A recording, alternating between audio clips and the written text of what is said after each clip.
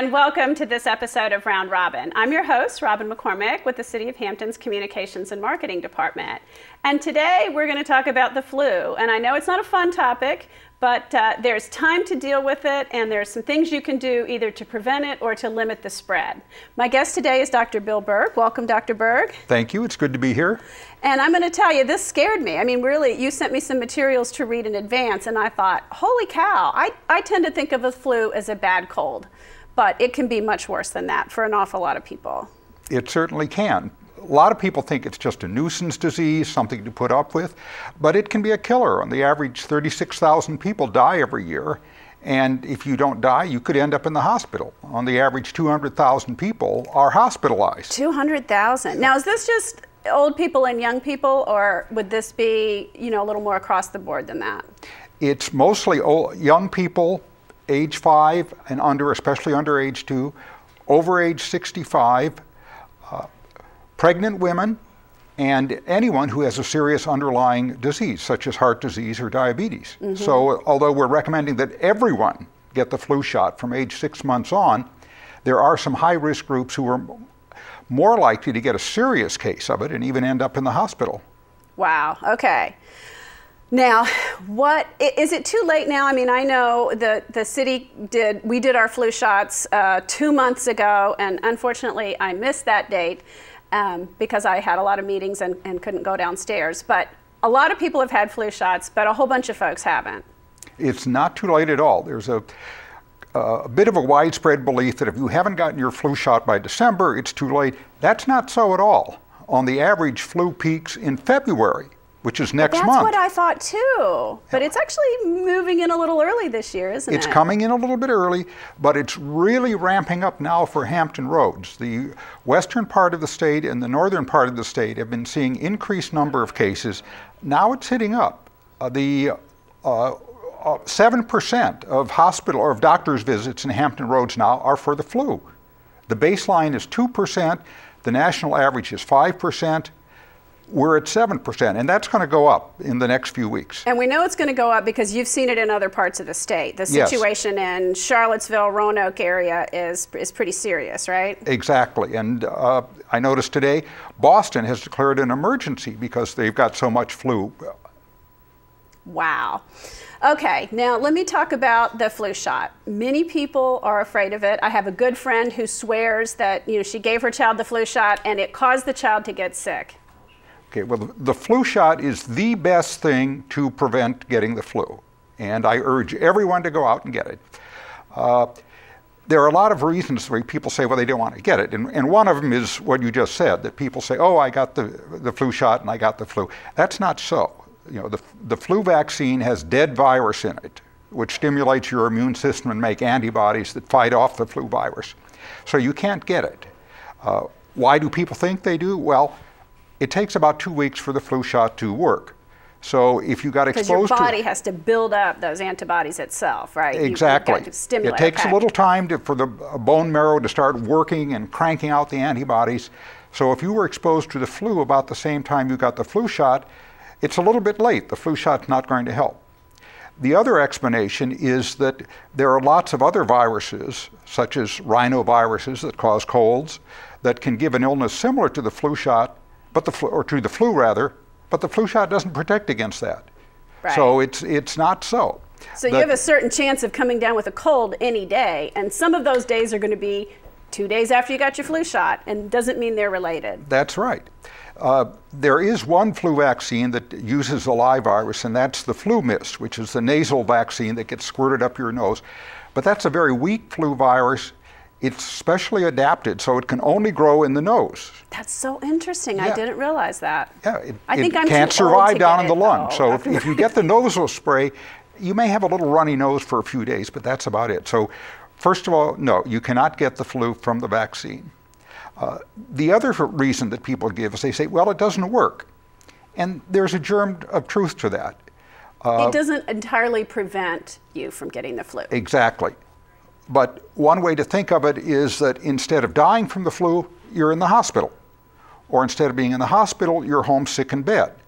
Or instead of being homesick in bed, you're home and you're feeling sort of crummy, but not bad enough to be in bed. So it gives partial protection. Right, like the chickenpox virus. I mean, I had one of my children who had been vaccinated, fully vaccinated, still got the chickenpox, but it was not a severe case. It was a very, very mild case that, you know, he was able to get through a lot easier than he would have otherwise. And that's very important for people to realize. Parallel to that, that I want to emphasize is think not just of protecting yourself, but of protecting other people, right. Your family, your friends, your coworkers. If you don't get the flu, you can't give it to someone else. And so there's a bit of social responsibility here. And this we particularly try to emphasize for healthcare workers who see patients. Mm-hmm. So maybe I'm a healthy young adult out there, and I know that even if I do get the flu, it's not going to kill me. Chances are that I'm going to be fine.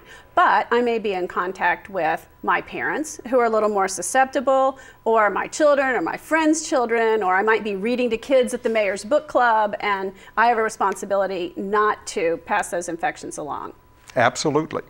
Now, along those same lines, if I do come down with something, or if my child does, and I don't really want to stay home that day, or I think, you know, maybe you're not so sick, I can struggle through in the workplace, I have a responsibility not to, right? Yes, please try to stay home.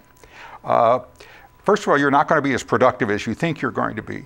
But more important, you're exposing other people there.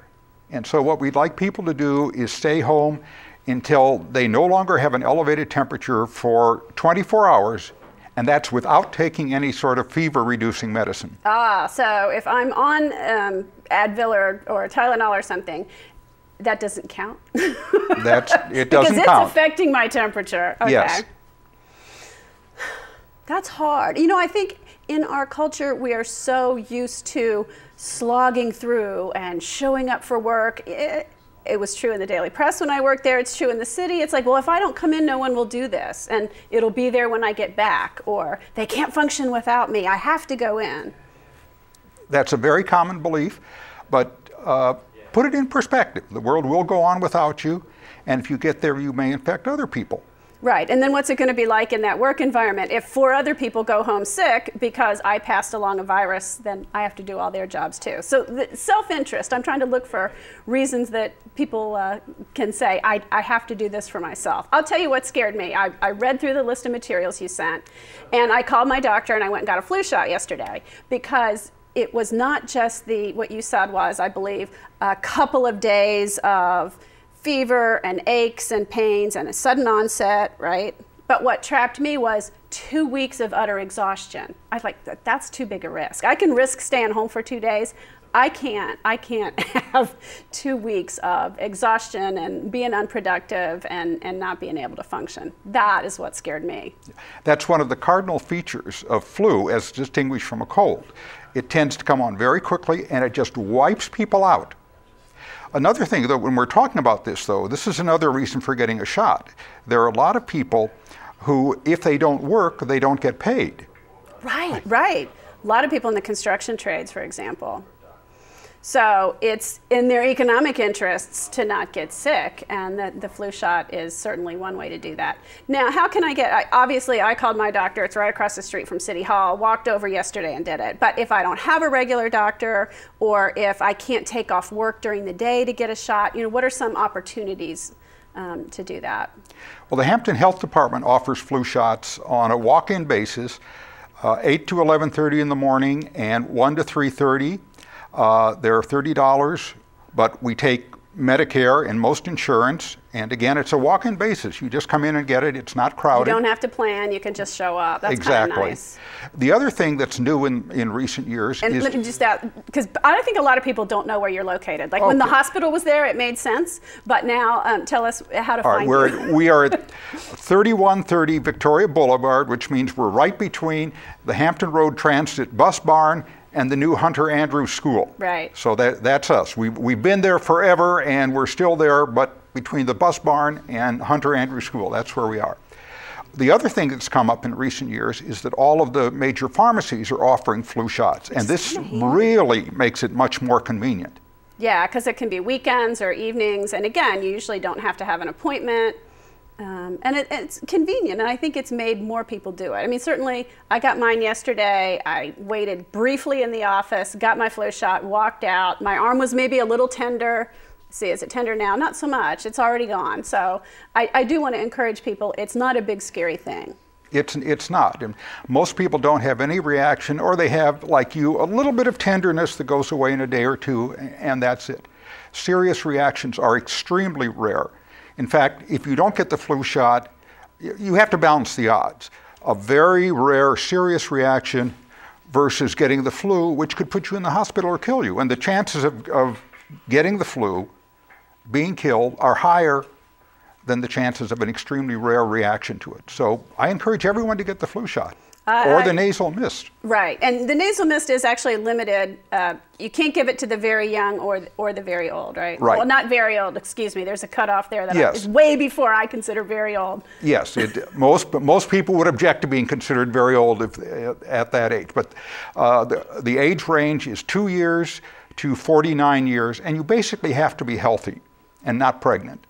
Yeah. So there are some people who can't get it. Because it does carry, since it's a live virus, it is a little different. Yes. This also means that for people who don't like the needle, this is an alternative. I forget about that, right? Yes. Okay. And now we have a new alternative for people who don't like needles, the intradermal, which is a very tiny, very, very thin needle that just goes into the skin. It's like a little tiny prick, you barely feel it. So that's an alternative if you say, oh, I don't like needles. So a little less scary for some people. Yes. Now let's talk about how not to spread germs. And this could be the flu, but it could also just be, you have a fancy name for cold, rhinovirus, or stomach bug. People are getting sick all the time. Yes. And so how do we not spread those germs? Well, again, the best way is to get the shot so you don't get infected in the first place. What you can also do is hand washing, lots of hand washing, because when you cough or sneeze, you get the virus on your hands. You can spread it around to other people. When other people cough and sneeze, they get it on their hands. They touch things. You touch them. It comes up. You touch your eyes, your nose, your mouth. You get infected that way. So lots of hand washing. Soap and water.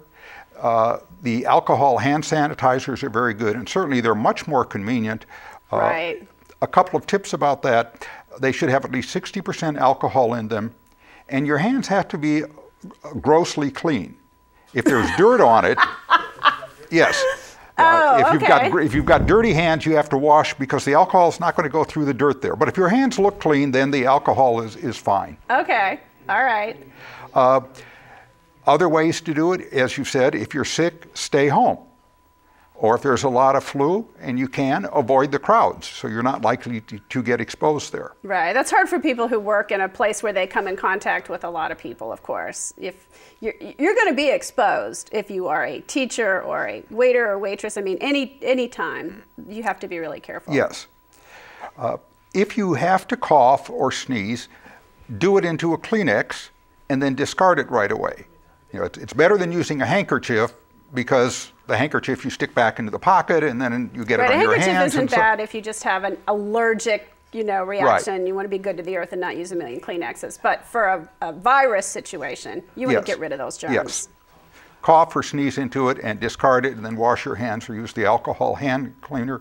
Each time, huh? Each time. It's so hard to remember. It is hard to remember, but try to do it. Okay. If you don't have a Kleenex, or if a sneeze comes on just faster than you can grab the Kleenex, cough into your arm.